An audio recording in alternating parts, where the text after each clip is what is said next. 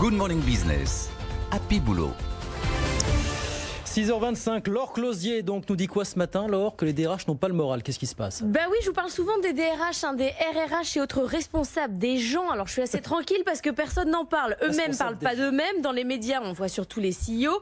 Personne n'a par exemple applaudi son gestionnaire de paye au balcon après avoir reçu son salaire du mois d'avril. Personne n'a demandé non plus à son DRH si il ou elle allait bien. Vous imaginez un peu le quotidien des DRH? Oui, allô Michel, est-ce que tu souhaites revenir au bureau? Réponse, je ne reviendrai pas tant que je ne serai pas sûr que c'est intéressant. Et si je reviens, attention, je veux que tout soit prêt. Merci d'éteindre la climatisation de la tour et de bien flécher tout avant que j'arrive.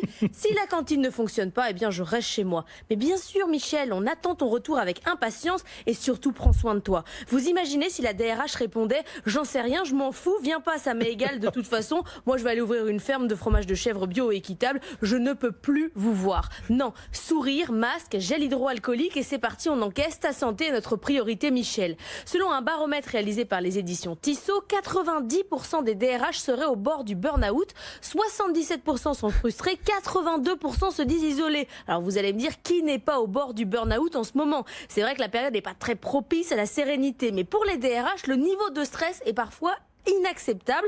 Alors qu'est-ce qu'il leur faudrait pour que ça aille mieux? Un bisou? Bah surtout pas, c'est pas ce qu'ils demandent. Ils ont besoin d'outils et de moyens. 71% des DRH déclarent avoir des difficultés à suivre les évolutions réglementaires, on les comprend.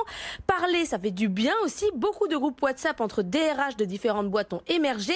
Les 40 DRH du CAC font même des conf calls toutes les semaines depuis le début de la crise pour échanger sur leurs problématiques. Ils ont beau avoir des business totalement différents, mais ils ont toujours les mêmes problématiques RH semaine par semaine. Conclusion, parlez à votre DRH. C'est aussi un salarié qui a un petit cœur qui bat. Il a besoin de se sentir qu'il est entouré. C'est vrai qu'on ne peut pas applaudir tout le monde tous les soirs à 20h, forcément. Ou alors lundi, vous applaudissez alors lundi, le DRH. Mardi, vous changez de... Gestionnaire de paye, évidemment. Voilà. Oui, applaudissez les gestionnaires. Applaudissez aussi les gestionnaires de paye. Laure Closier, tous les matins à la vie de bureau sur BFM Business.